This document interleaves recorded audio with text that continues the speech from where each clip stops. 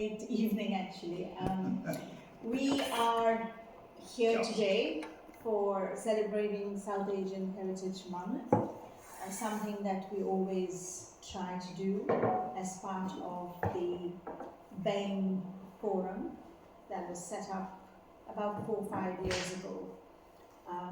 And some of our original steering group members are here who will do some discussion and talk a bit later.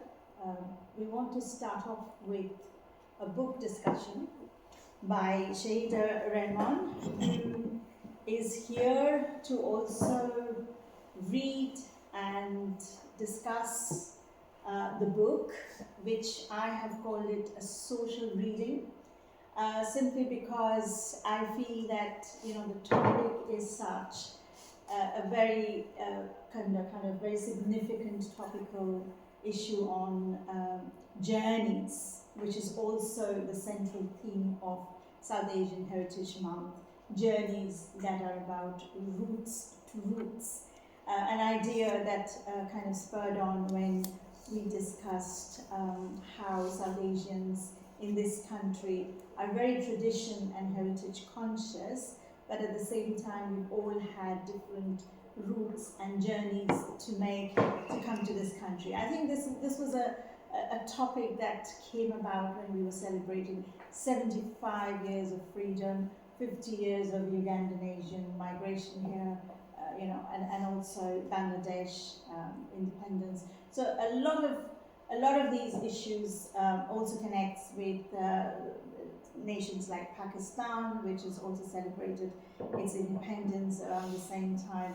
So at least I would say that the idea of journeys came on when we looked at these various countries and how sort of divided these are nations in terms of nation states, but at the same time the people have got different lineages. It could be like, what we call a second lineage or a third lineage. And if you go back to your family histories, then you will see that many of them have lived in Uganda, or they have lived in Pakistan, or they have lived in, Afghanistan of today.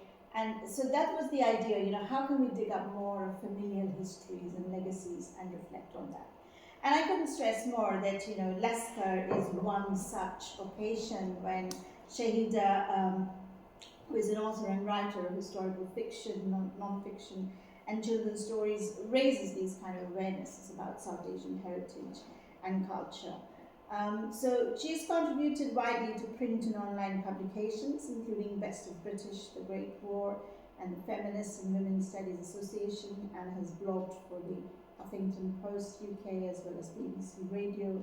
She's won numerous civic and cultural awards for her work, such as the Channel S Special Acknowledgement Award in 2013, the Arts and Cultural Awareness Award at the British Muslim Awards in 2015, and she's also been on the judging panel of the Young Muslim Writers Awards. Huge amount of accolades, and I just feel that we're very honoured and privileged to have you today, and I hope you have consented to a social read, which is like choosing any paragraph or any character that you'd like us to sort of reflect on, so that you have a selected piece that we can reflect on the screen, and then all of us actually recite that, because it's also about emotions, it's also about how we connect to specific characters or a plot or an incident, which we all can read and we can all reflect at the same time.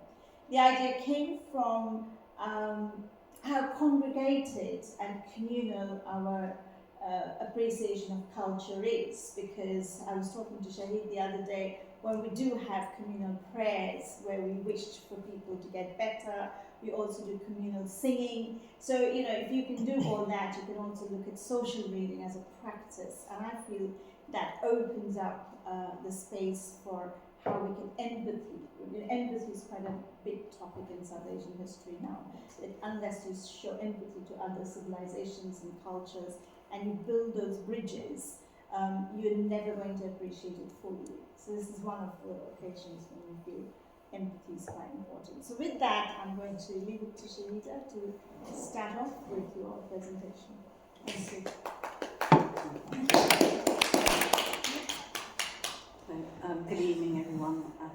for being here tonight. I'm going to be talking about Lascars. Now, I'll tell you a little bit about myself. I was born and raised in Cambridge. My father arrived in Cambridge in 1957, and he established 2 restaurants, and my siblings and I, we were born here. And I was born 2 days before the independence of Bangladesh. So my birth certificate actually says my parents were from East Pakistan. And I've been here all my life, and I decided to write historical fiction, and how that came about. I didn't plan to become an author. My mother once, we were watching TV, and there appeared a steamship on TV, and then she suddenly came out with this comment saying, "Oh, we had ancestors who worked on steamships," and she never told us this story before. And I decided to let me find out more about it, because for her to say something like this, and we've not heard about our family histories, and to be honest, recording this kind of family history from many years ago was quite impossible in places like East Pakistan. So I think with stories, they are sort of passed down through generations, oral stories. So that's how that kind of stories would be recorded.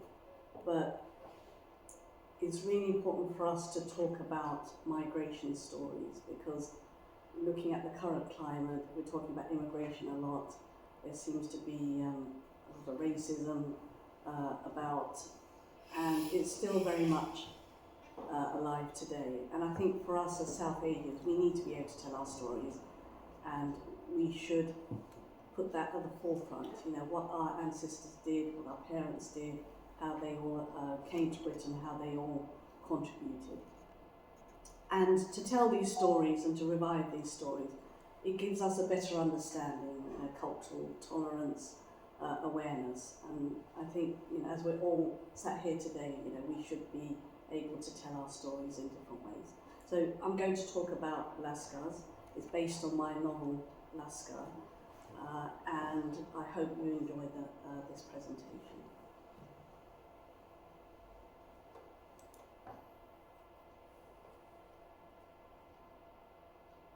Okay, I think it's gone too far there. Yes. Okay.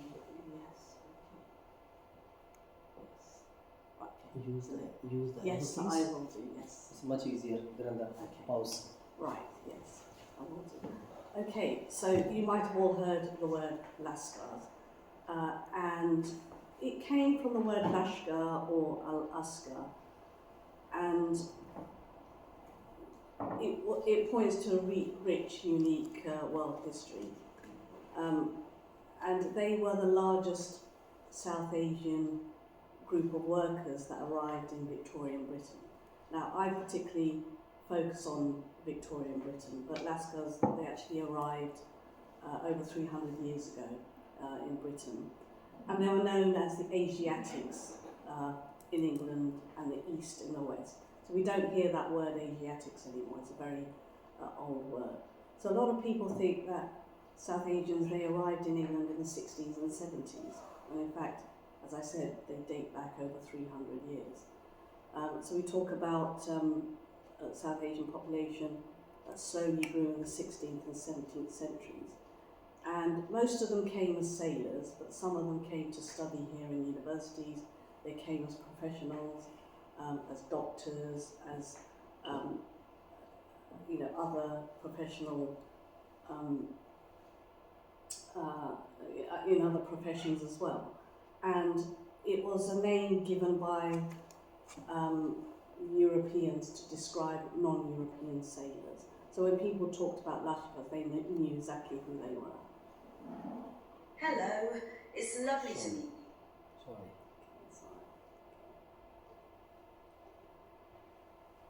If we go to the next slide. Okay, so where did they actually come from? So most of them came from the Middle East, Africa and Asia. And not all Lascars were Muslim, as I have to say. Some of them were Christians, there were Catholics, there were Hindu Lascars, and they were told that they would enjoy a good life if they worked on British steamships.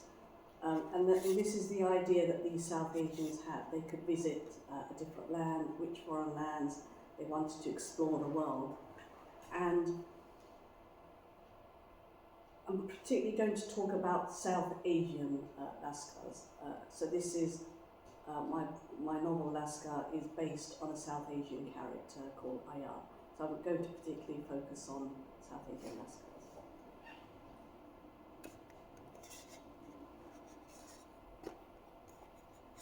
So we talk about the East India Trading Company, and most of these men worked aboard these ships. So you can see this painting here. And the East India Company, they established trade routes which broke down the geographical barriers of the world. And the traditional use of Lascar started in the days of the British East India Company. So what happened was men that actually worked on these ships, they were British men, they were English men, and they travelled on these ships. And it used to take about 3 to 4 months to travel from England to India. And as you can imagine, most of them, they suffered from sickness, and it was a very, very long journey. And when they did arrive in India, these British sailors, they decided they didn't want to work on these ships anymore. It was too long a journey. So this is where Indian Lascars, Asian Lascars, were taken on board to work on these ships. Now they were employed. I think that's something that we have to remember. They weren't forcibly taken on these ships. They were hired in groups to work on these ships. And most of them, they were recruited in Calcutta. That was the port city where they were taken on board. And these ships, they ferried back cargo such as tea, coffee, sugar, porcelain, spices and cottons.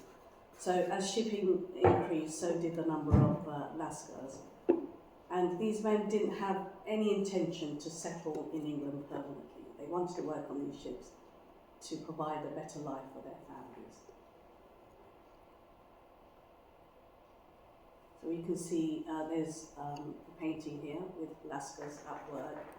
They're offloading a ship. So these people, these men, the British thought that they would be very good workers because they came from hot countries. So you can imagine when they worked on these ships, they stoked the engines, and the temperatures could reach 40 degrees or more. And some of them worked as cooks, cleaners, they oiled machinery, but very few of them worked on deck. So most of these Lascars weren't seen by other people who were working on these ships. And you can imagine, you know, the conditions that these men had to stay in these ships, and most of them did have an unbalanced diet of, you know, rice or lentils, and this resulted in health problems. Many were denied proper medical assistance, and many of them died of heat stroke, exhaustion, malnutrition and diseases. So you can imagine the conditions that they all lived under, and some of them were flogged, you know, some of them were, particularly the Muslim Lascars, were fed pork. There were stories of some of these men who were hung upside down, flogged. So, you know, there's quite brutal stories out there, but all these men wanted was a good life to be able to work on these ships. And they did work alongside with other British sailors as well, those who decided, yes, they wanted to continue working.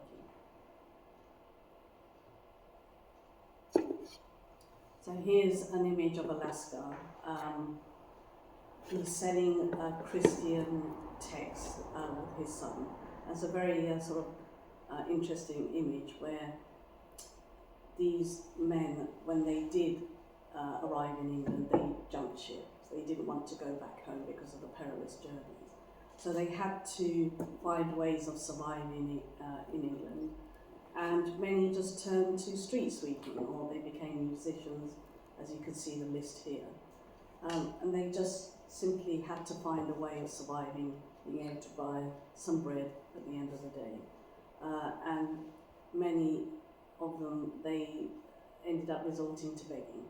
And there was a story of 40 Lascars who were found dead in a street in London in the cold temperatures, because they just couldn't cope with the environment that they arrived in. And that was, very, very sad story. So I think to this day, for myself, when I was researching about Lascars, I couldn't find one photo in Victorian England to show a Lascar sitting in a corner of a London street. And all we can do is tell their stories through these illustrations and these paintings. So I think it's really, these illustrations do tell those stories, and it's very important for us to understand with illustrations and images what these stories tell us. And you can see, exactly the kind of clothing that they wore. It was pyjama-like material. And these men did suffer prejudice. Prejudice and poverty went hand in hand. And many of them did suffer in many different ways. And there was no opportunities for them to socialise. They did suffer racism. So it was something that was quite prominent in Victorian England. These were foreign men that arrived in their country. People were very sort of angry why they were replacing British sailors on these British ships. And the story I told you about the 40 Lascars who were found dead in a street corner. So this prompted the setting up the Strangers' Home in West India Dock Road. So this building no longer exists. It was closed down in 1936. But it was a place for Lascars to come and stay, and it was opened by Joseph Salter, who was a Christian missionary, who really did care about these men. So he decided to open this home to be able to give them a place to eat, a place to stay, to wash, to sleep. And at any one time there could be over 300 Lascars simply staying in this place. And but having said that, the conditions were quite appalling. They had to sleep on the floor, especially in cold weather. They didn't really have blankets. There was no bedding. There was no furniture. And some of these houses, other houses that Lascars were taken to stay in, they became opium dens, and they were taken advantage of. So this was a home for the Asiatics, the Africans, and the South Sea Islanders. And it was based in Limehouse. And you can also, due to lack of funding, it closed down. And I think their plight was almost sealed. People just did not want to help them anymore. But there were also stories of English women who also gave them a place to stay. So Lascars were staying in women's houses, and they were given these nicknames called, Lascar Sally or Chinese Emma. And these English women ended up marrying some of these men. And they also faced prejudice because they were made outcasts from their homes, from their families, for marrying alien men. So that was the names that they were given. It was all sorts of names, but these women did want to help these men. So this picture is a group of Lascars in 1908, and it's displayed at the Museum of Docklands. So for over 400 years, Lascars did play a role in helping ensure that British goods arrived in British ports. And many decided to settle, and this is where the community grew, in these port cities.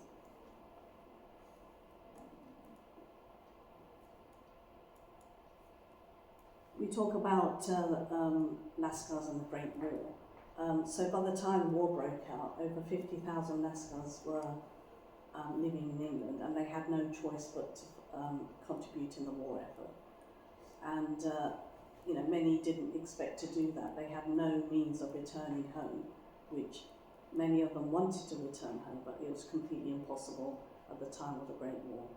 And we have to remember that they had to fight for a country that didn't embrace them, and their contribution was huge. And it's good to see now with Armistice Day that Asian Lascars are remembered, and the soldiers from the Commonwealth, because they did play a huge part in the war effort. So that's just a short history of what Lascars are, who they were. So I published my first novel called Lascar. It was first published in 2012. This is the second edition that was published in 2022. It tells the story of Ayan, who arrived in England in the 1860s as a Lascar, and it tells his story of his dream of becoming a Lascar, but then when he arrived here, the difficulties that he faced, the prejudice that he faced. And I wanted to tell that story because I thought it would be a good way to educate people through a fictional novel rather than through history books. And that's the best way of getting people to talk about these histories and to also, through a fictional novel, entertain them with a story. So these are some of the illustrations that were drawn for the book. They're not actually in the book itself. So Ayan, he had a brother called Kazi, and they had a business in India, and they sold betel nuts. And to this day, people do betel nuts, and also in Africa as well. But that was big business in those days, where this is what people did. They grew betel nuts and they sold them. So this is the story of Ayan and Kazi. So he manages to get work on a ship, and here's a picture of him being whipped when he's stoking the engine.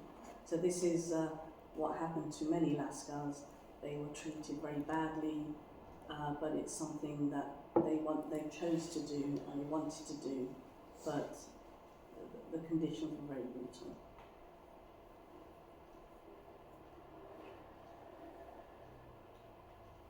Here's another illustration. So Ayan, he decides to beg on the streets. He used to play the tom-tom, which was a musical instrument, and it was the only way of him surviving on the streets, by getting a few pennies just to buy some bread at the end of the day.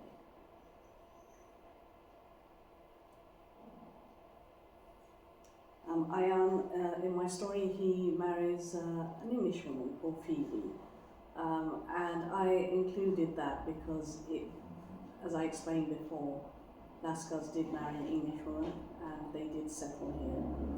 And I've come across stories over the years where some people have said to me, I've got an ancestor who was a Lascar many years ago, and that history has been it's disappeared from their lineage, and it became a shock to some people to realise that these men came from India and they were of Indian heritage.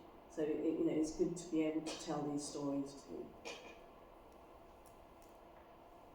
So that's just a very, very short story about Lascar. Do check out my work on my website. I've written a second novel called An Indian Ayah. It's a story of an ayah. Ayahs were nannies who took care of children at the turn of the century, the 19th century.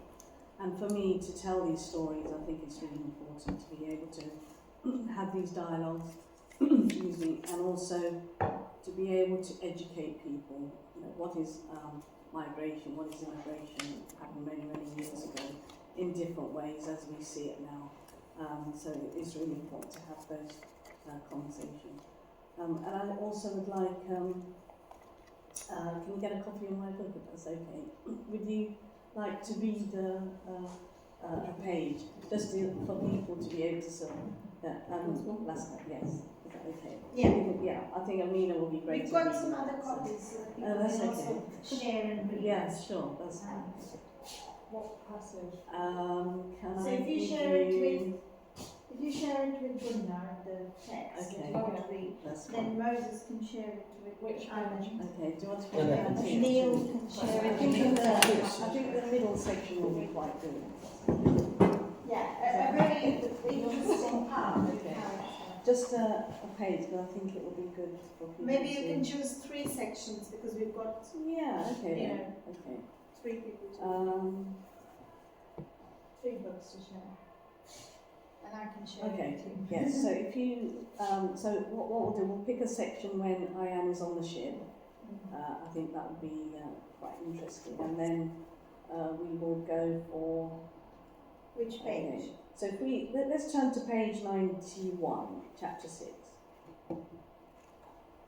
So this is when they're getting work on the ship, Ian and his friends. So if you want to read the page there, Nina.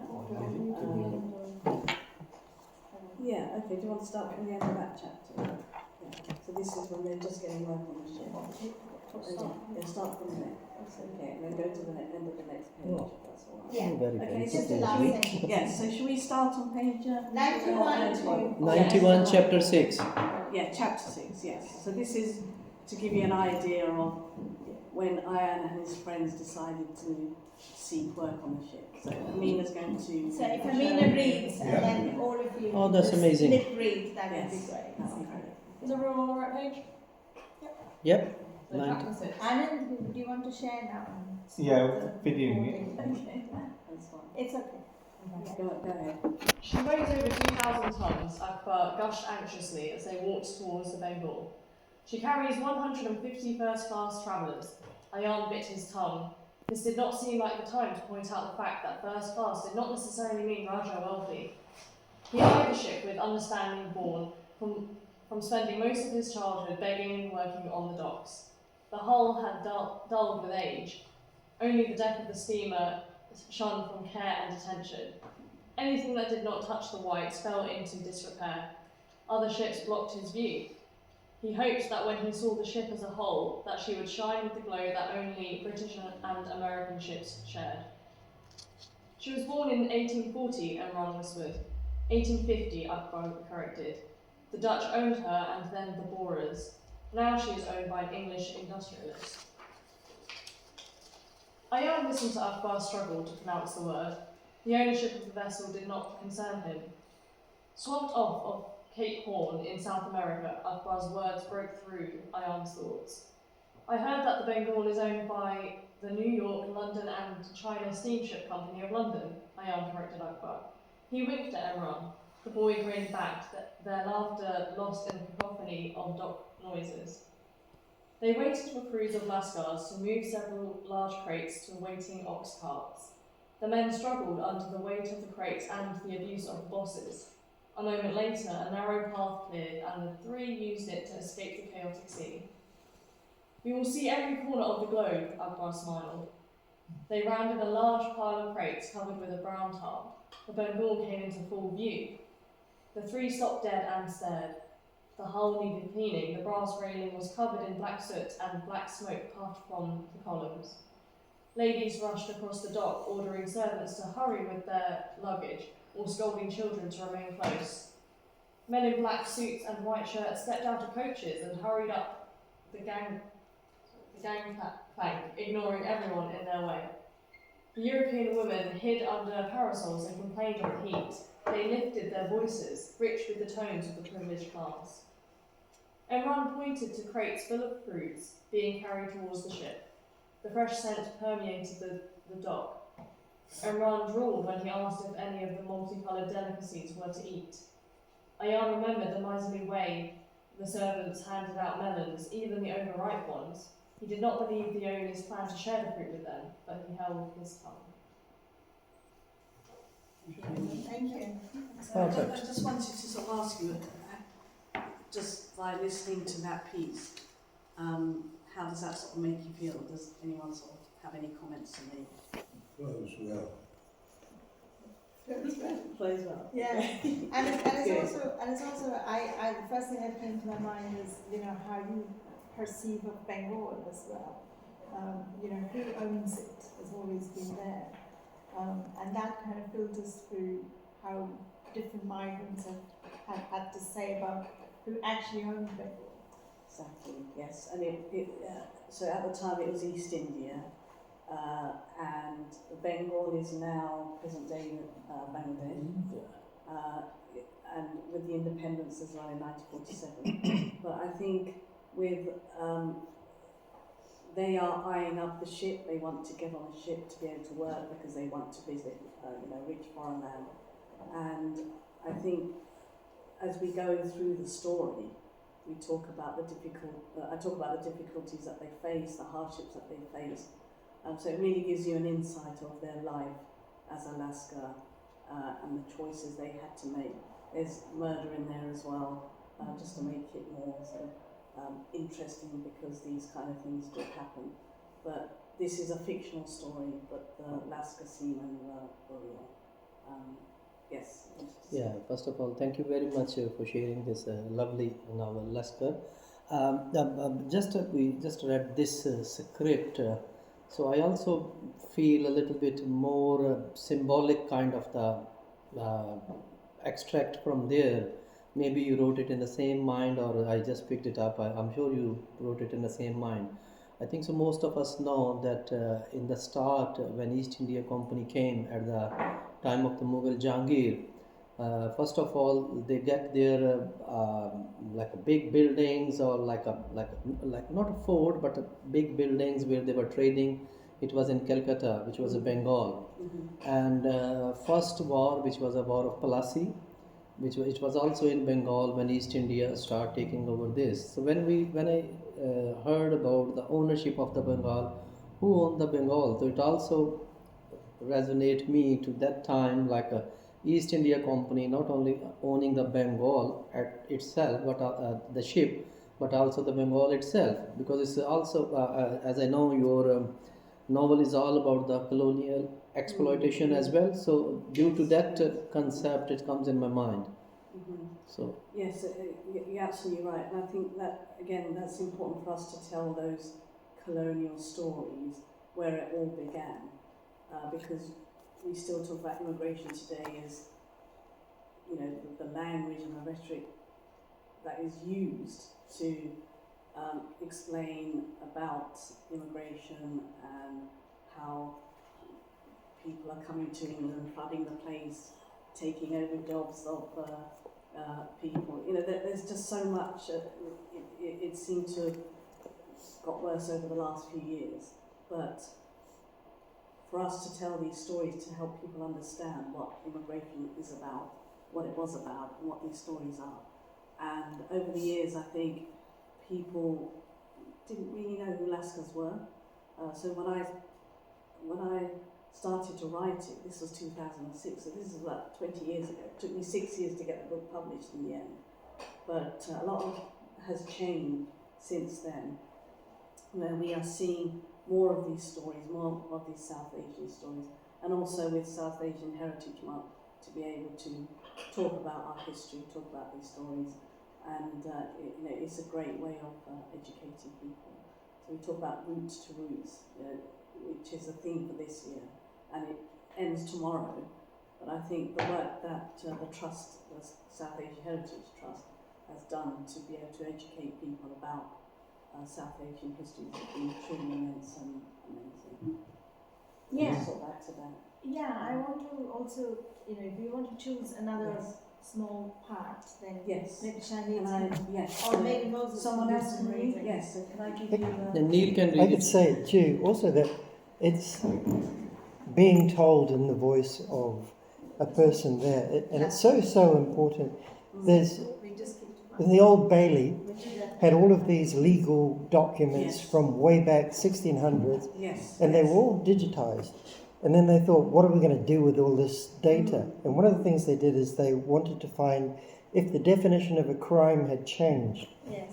And they found that it had. In the 1600s, really violence was not a crime. So there was a stagecoach robbery and the guy had lost an eye and a finger, but it was all about the cost of the wig and actual value. By the end, it was about violence. And the difference really was that more people could read about other people's lives. And so in a way it was the building of empathy during that time with the invention of the printing press, and then finally in the 1700s a lot of people could read. And this also contributed to the end of the transatlantic slave trade, because we heard about the stories of people from the first voice of somebody who had been captured as a slave and then went through this whole system. So I think telling it as a story in that voice is phenomenally powerful. It's really interesting you talk about the Old Bailey, because you can see the old cases on the Old Bailey online, and I did some of my research for Lascars. There are cases, trials that happened against Lascars who were killed on the ship, and then the captain was taken to court. And most of these cases that I have read is where the captain is found not guilty, or it might have been a British sailor who violently beat a Lascar, but they were never found guilty of these crimes. And it's quite shocking to read about in those days how these men were perceived. It was very, very difficult to take these cases to court at the time, but if you ever get a chance to go on the Old Bailey online, please read about these stories. Just type in Lascar and you can see there's so many recorded trials, but the outcome of it, I don't think anyone ever did time or was taken to jail for these crimes, because it was seen as this kind of violence was normalised. You know, they were working as slaves on a ship, and some of them weren't listening to the orders of the captain, so they deserved that. It was that kind of thinking with a lot of people, well, they deserved it because they're foreign. So we see those kind of language being used today is where what immigrants sometimes are going, especially when we talk about refugees, which is, you know, it seems to be a very sensitive subject at the moment. But anything that sort of happens to them, it's like, well, you know, they deserved it. So that kind of language hasn't really changed over many, many years. If you ever get a chance to, you know, to have a look at the Old Bailey online, there's some really fascinating stories on there, and they'll give you an insight of, you know, how trials were working in those days. But who would like to read? I think I'll give it to Moses now. So this is when they're actually on the ship. Okay. I thought this is a very good one in what they're experiencing. So are you happy to read that? If you can go to the end of maybe. Yeah, so That'd be really good. 115 Okay. to... What is it? One. Yeah. You've What got we'll the give- book, so Okay. I'll give Chapter it to 7. 115. Yeah. 115 to the end of 116. Start of one. Yeah. So it's chapter 7, and if you go to the next Oh, page. yeah, I see. Yeah. Is that clear? Okay. Yeah. Thank you. So just close it to Anand. Anand was busy taking the... I also wanted to thank all the participants online. I'm not quite sure how we're going to share the text over here online, but I'm sure you can log in somewhere that they can read, or they will have to... Or they So can, many or they can pages. listen, they can hear. I think. Yeah, Yes. yeah. So Yes. if I mean, you have what any we can do is- questions or yes, I'll anything, take questions then from. we can take Yes, some. from everyone who's listening online. Your audio book as well for that. Oh yes, I mean, you forgot about that. Yeah, I was actually yes. thinking about that. There's Yes. some audio available, so you know, Yes. when you have some time, I would suggest that you go to her I audio can books. share that with you and Anand, and then you can share it with the. Yeah, we'll send the link Yes. anyway. Once Yes. we finish, you know, Yes. we can send the I links. completely to them. forgot about that. 'Cause I know I just many wanted to years make ago. this event inclusive Yeah. and not Thank exclude you. people from Yeah, no, of course, on the of course. digital side. Yes. Yes. Okay. Off you go, Moses. All right. Alright. Daydreaming, screamed the cruel one, his Adam's apple bulging obscenely from his skinny neck. Ayan's mind jerked back to the present. It took a moment to realise that the Adam's apple was not the growth on Kazi's lip. Ayan had been shoveling coal into the steaming hot furnace when his mind wandered to thoughts of the growth on Kazi's lip. Ayan wondered what would happen if he simply pressed a piece of scorching coal against the growth. Ayan lowered his head, immediately embarrassed that his superior might read his mind. Sorry? Ayan pronounced one of the few English words that all smart Lascars mastered. Ayan hoped to prevent a beating. It worked sometimes. The whip scored Ayan's back with cosmic force. Each stroke frayed the partially healed wounds sustained from the previous whipping. Unlike the other white men, the cruel one rarely waited for lesions to heal before opening up fresh ones. Ayan dropped the shovel and fell to the floor, his belly landing on top of the shovel's wood handle. He silently thanked Allah that he missed the red-hot end. The metal would have been seared and blistered the flesh on his stomach long before the cruel one finished the beating. The gratefulness in his heart withered like a young vine deprived of rain. The whip hissed as it slashed through his already torn skin. Ayan watched his blood splatter on the walls with fascination. He didn't need to turn around to visualise the cruel one's expression. He knew the twisted mask of hate from watching other beatings. The cruel one's face, normally a pale and tense assortment of ugly features, became a mottled white and deep pink as blood rose to the surface of his translucent skin. He never smiled.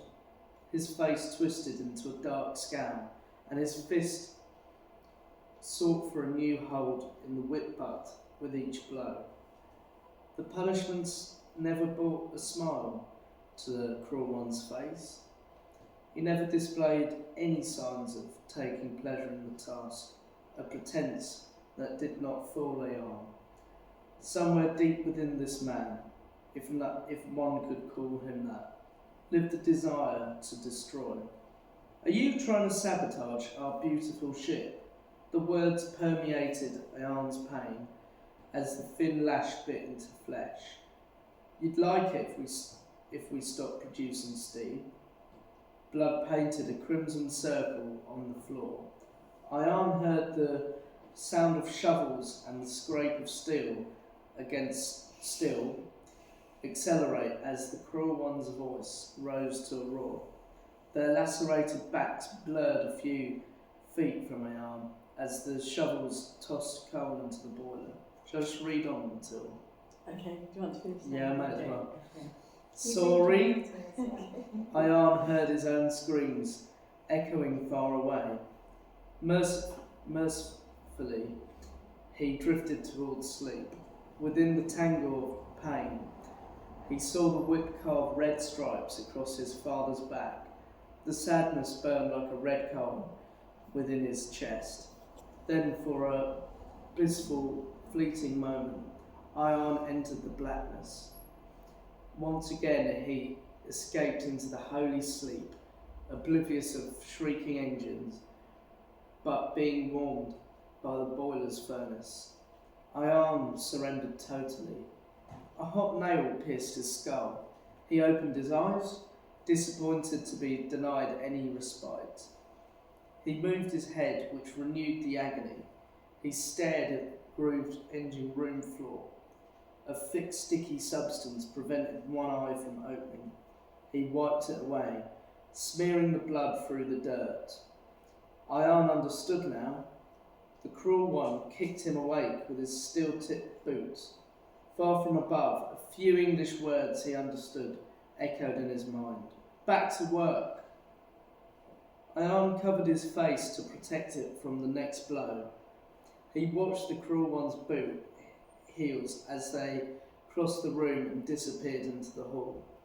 Back to work, the fat ones continued the chorus. Thank you. That's great, thank you so much. I would now ask, maybe Moses, since you read it with a bit of passion, what are the things that stick to your mind when you're actually reading it? Do you want to say something, or having done this reading? Because you're also into writing slightly, so I wondered if you have anything to say on the put you on the spot. I hope she didn't put you in a difficult position. Yeah, you have, yeah. Something you must have noticed. Yeah. What is it? Just very spontaneous. I mean, I thought it was quite interesting how you can see that they're not treated well on these ships at all. And I thought that was quite nicely conveyed across. Yeah. So like with the whippings and stuff, you know, you can see that they're not well respected and stuff. Yeah, I think that's also something I was, you know, the language that was employed in the text, I felt that you've really tried to bring out the nature of violence quite a bit, and it kind of intensifies as well the way that they're treated, and there's quite a lot of physicality about it. Something that often gets lost in a lot of narratives because you don't want to really talk about physical violence so much, and yet much of the labour conditions during the period of the East India Company, which is now kind of seen as separate to how the Crown would have treated its labour. So for the labour history moment, you know, EIC is a private corporate company with a very different set of values compared to when the power transferred to the Crown and ideas of liberalism was also growing in the UK, when, you know, physical torture or physical violence was actually interpreted slightly differently in the public sphere from late 19th century, you know, also Victorian period. Victorian morality seemed to have taken a lot of grip in the narrative about physical violence. So, as a historian, for me, I feel that in the current historiography, there's a lot of emphasis on looking at the EIC as a different kind of, you know, different kind of method for historical research, as well as looking at their ideas in a different way. And that kind of ties up with your questions about, you know, how was physical violence looked at earlier in the century and how it kind of changed as well. Yeah, I mean, more or less that would be my initial thoughts. I'm sure others would have comments, but we're also quite crushed for time and we have a lot of grounds today to cover. So I would really start on the third piece. Yes. Okay. But does anyone have any questions online at all? Yeah. Before we move to our last piece?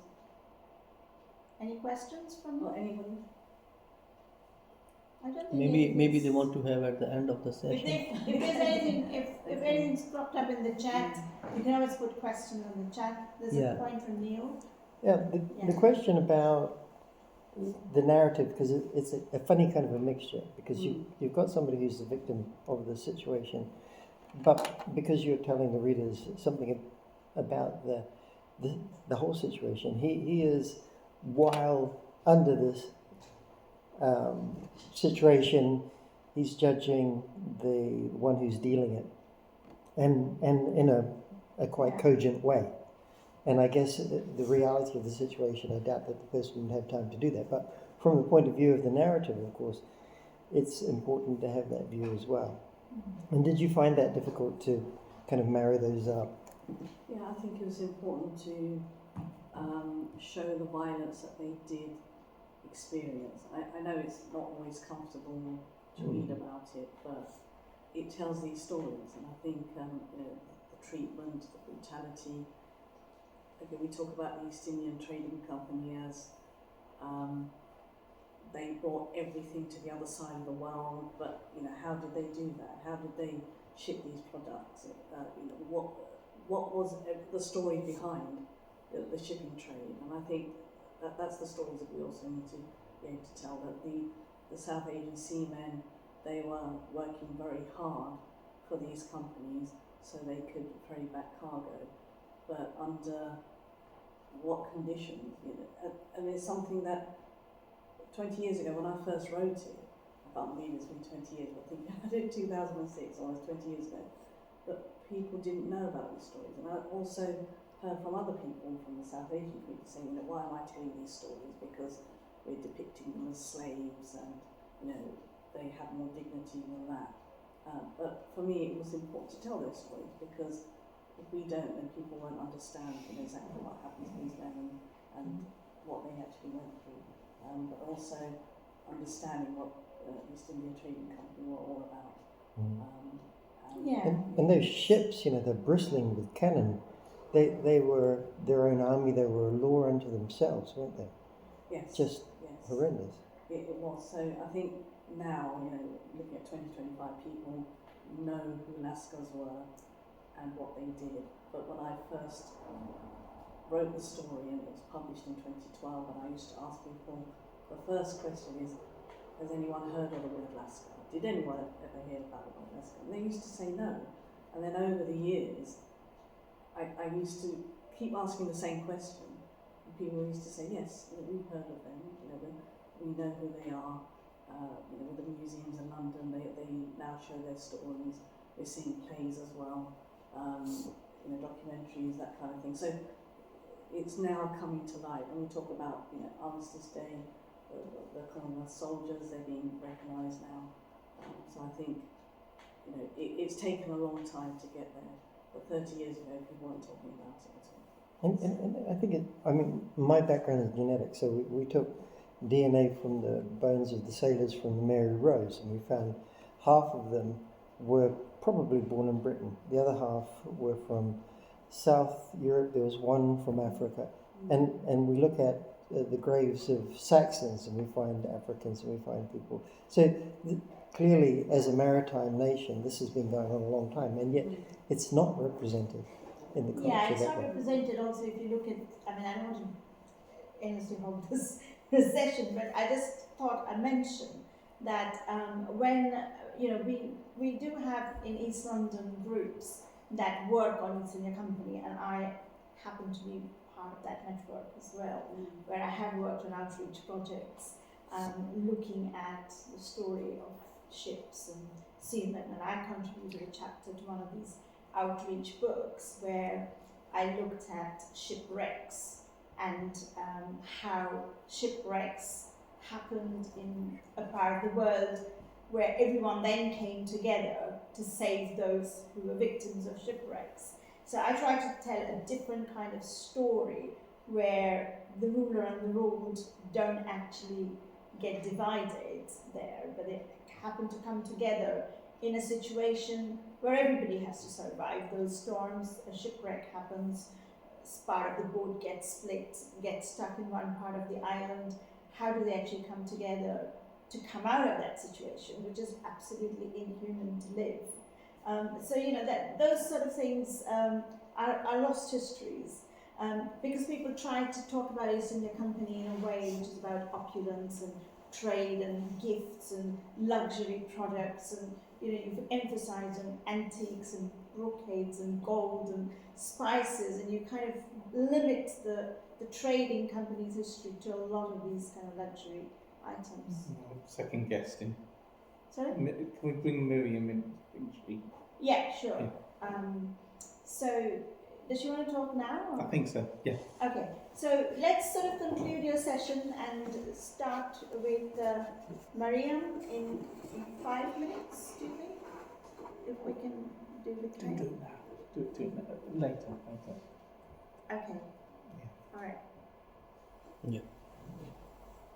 You want to ask your question, Mariam? Hi everyone. Just have a question. I'm just going to speak a little bit about South Asian Heritage Month, but No, that's I'm fine. happy to start. If you can start on that. If you talk on that, then we will take a break after that. Thank you. Good evening, colleagues. Thank you for inviting me to speak today. My name is Mariam Esmandi. I'm the General Secretary of TSSA Union, union that Anand is a member of, and I just wanted to say it's an absolute honour to be with you today to commemorate South Asian Heritage Month. It's honestly a celebration of the richness of South Asian history and culture, but also to reflect on the broader importance of diversity for all of us from minority backgrounds, and the continuing fight for representation and equality in Britain. I'm West Asian myself, but I stand here in solidarity because I know our struggles are deeply connected. When I say we tonight, I mean we as Black and Asian communities, we as people who know what it means to be others, and we as trade unionists and progressives who believe in equality and justice for all. As someone who's had the privilege of being elected General Secretary of the Union, the first minority ethnic woman to be elected General Secretary of the Union in Britain and Ireland, I'm really aware of both the progress that we've made and the struggle that remains. All of that is rightly celebrated, but once you get there, the fight is not over. Every day brings challenges, bigotry disguised as criticism, intolerance dressed up as debate, false accusations designed to undermine you. We as minorities know this reality far too well. That's why presence and leadership is so important, and why diversity is not a slogan. It's a matter of fairness, of justice, of changing the culture of our institutions. They truly reflect the people they serve. And today, this month, we commemorate South Asian Heritage Month. We rightly remember the history of those that came before us, the Lascars. I've just a very crash course in history of the Asian seafarers, many from South Asia, but I believe some may have been Arabs too, who crewed British ships during the colonial period. The very word Lascar comes, well, I don't know what the origin is, but when I heard it, I Googled it. And in my language, Persian, the word Lashkar means tribe or camp or army.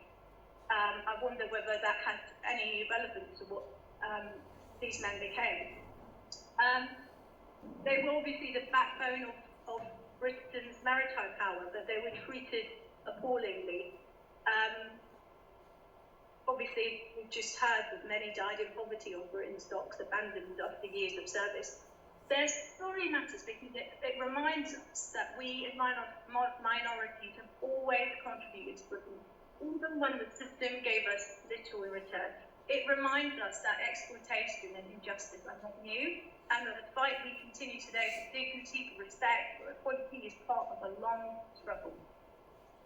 But we have to be honest, change doesn't come automatically. It comes because as Black and Asian people decide to step forward, to stand in elections, to apply for roles, to sit at the table where decisions are made. If we're not in the room, then decisions are too often made without us, or even against us.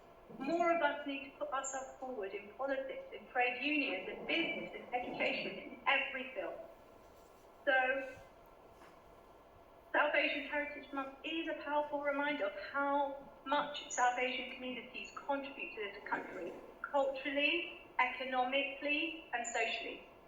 As someone from Asia myself, I want to say how proud I am to stand alongside you to celebrate your achievements and to insist that we as minorities together deserve equal recognition and representation.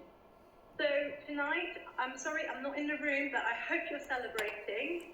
I hope there is a commitment to challenge bigotry wherever it hides. I hope there's a commitment to lift each other.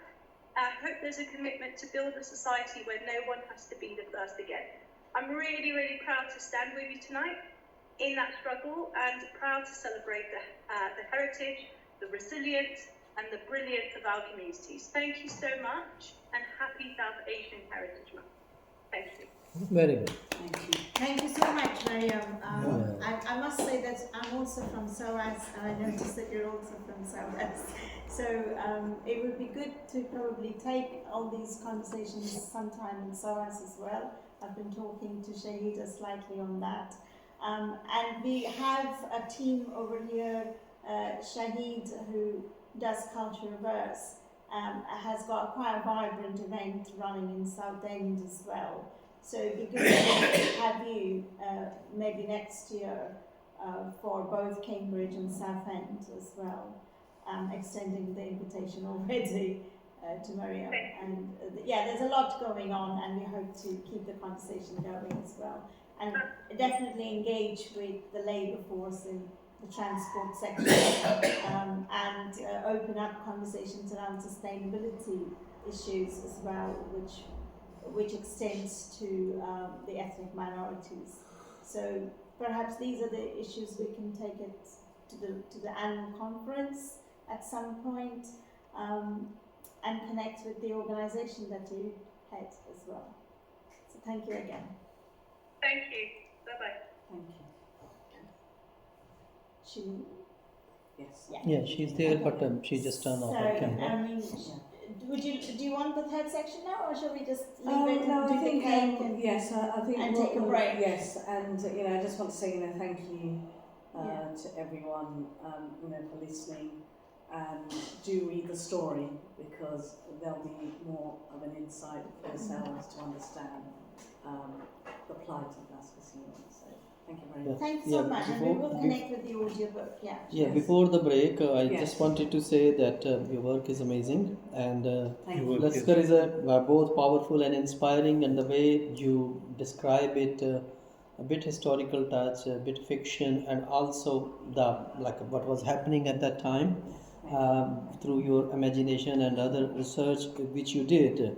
But I want to ask about a question in Laskar, because it was like yesterday I was talking with one of my colleague, Jane Norman. So she told me about her story when she was a child after the World War, because Second World War, because her father worked in Burma and Singapore.